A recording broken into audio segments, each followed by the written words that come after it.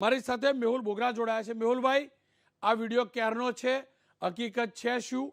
આપ વકીલ છો, લર્નેડ વકીલ છો, કાનૂનને જાણો છો, એટલે પૂછી રહ્યો છું। રોનકભાઈ, આ આજનો વિડીયો છે અને સમય હતો સવારે 5 થી 7:30 વાગ્યાનો। એટલે આ લોકો અંધારાના સમયમાં અવારનવાર, આ માત્ર આજના દિવસે નહીં, દર શનિવારે આ લોકો પોલીસ અને પોલીસના વચેટિયાઓ એ દર શનિવારે 5 થી 7ના સમયમાં ઊભા રહી જાય છે।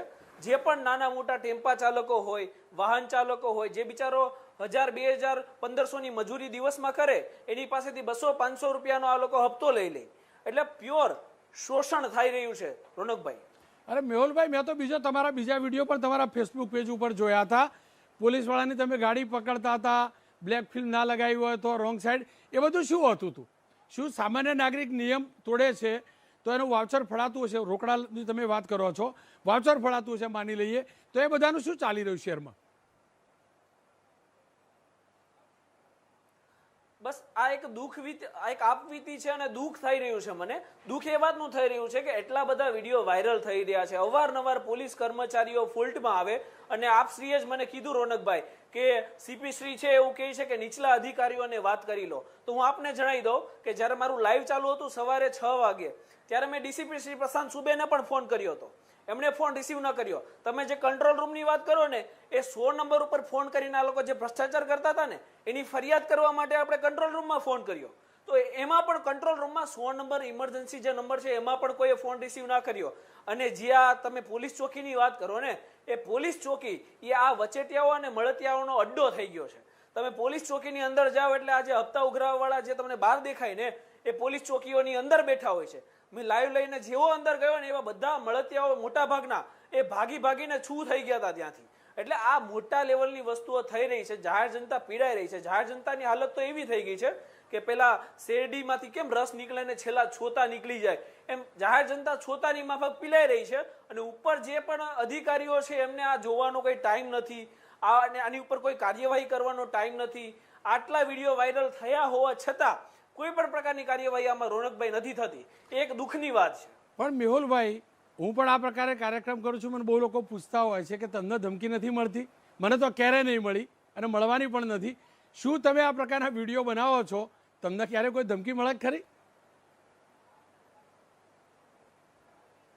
એ તો સારા કામ કરો ને તો એમાં તો રોડા આવવાના જ। એ પણ વિડીયો છે જે મને મારી નાખવાની પણ ધમકીઓ મળે, કારણ કે આમના વચેટિયાઓ છે, એમના ધંધા બંધ કરાવીએ છીએ ને, તો એ તો ધમકીઓ મળવાની છે, પણ એનાથી કોઈ ફરક નથી પડતો। પણ આ જે 10, 15, 20 હજાર પગારવાળા જે મહિને 2 લાખ રૂપિયા છાપી દે છે ને, એમના ધંધા બંધ કરી દેવાના છે। અને એ જ આપણો એક મુહિમ છે અને એ જ આપણી જાગૃતિની મુહિમ આપણે આગળ કન્ટિન્યુ ચલાવવાની છે રોનકભાઈ। તમે આ વાયરલ જે વિડીયો અપલોડ કર્યો અથવા તો ફેસબુક લાઈવ કર્યું હશે, એના પછી ટેમ્પો ચાલકોનો પણ તો મળ્યા હશે, તેમનું શું કહેવું હતું? કેમ એ લોકો રૂપિયા પૈસા આપે?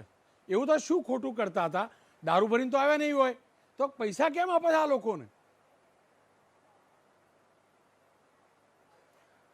એમાં એવું છે કે આ વર્દી છે ને રોનકભાઈ, એનો ડર બહુ જાહેર જનતામાં બેસી ગયો છે। કોઈ ખાખી પહેરી હોય અને ખાખી વાળો તમે આ લોકો સાથે જે વર્તન કરે, ટેમ્પા ચાલકો બિચારા મને ફોન કરે, ગાળી ગલોચ સિવાય તો વાત નથી થતી। એટલે આ લોકો શરૂઆતથી જ એ લોકોને એ હદ સુધી ડરાઈ દે ને કે તૂતા કરીને, ગાળી ગલોચ કરીને, કે પેલા બિચારાઓ પાસે કોઈ ઓપ્શન જ નથી રહેવાનો। જો એ વિરોધ કરશે ને તો એવું થશે કે કાલે સવારે ઉઠીને કોઈ પણ બહાને બધા નિયમોનું પાલન કર્યું હશે, આરસી બુક, વીમો, ડ્રાઇવિંગ લાયસન્સ બધું હશે ને, એમ છતાં આ જનરલ ક્લોઝ જે આવે ને 177 મોટર વ્હીકલ, એમાં પણ આ લોકોના મેમા બનાવશે, વાહન ડિટેન કરી લેશે। એટલે પેલો બિચારો જે નાનો ટેમ્પા ચાલક છે, એ રોજબરોજની ટેમ્પા ઉપર 500,000ની મજૂરી કરે છે, એ આરટીઓના ધક્કા ખાશે, ટેમ્પો છોડાવવા જશે કે પછી શું કરશે? એટલે લોકોની એક મજબૂરી બની ગઈ છે કે આ લોકોના ત્રાસમાંથી મુક્ત થવું હોય તો આને 50, 100 રૂપિયા, 500, 200 રૂપિયા તો દેવા જ પડશે।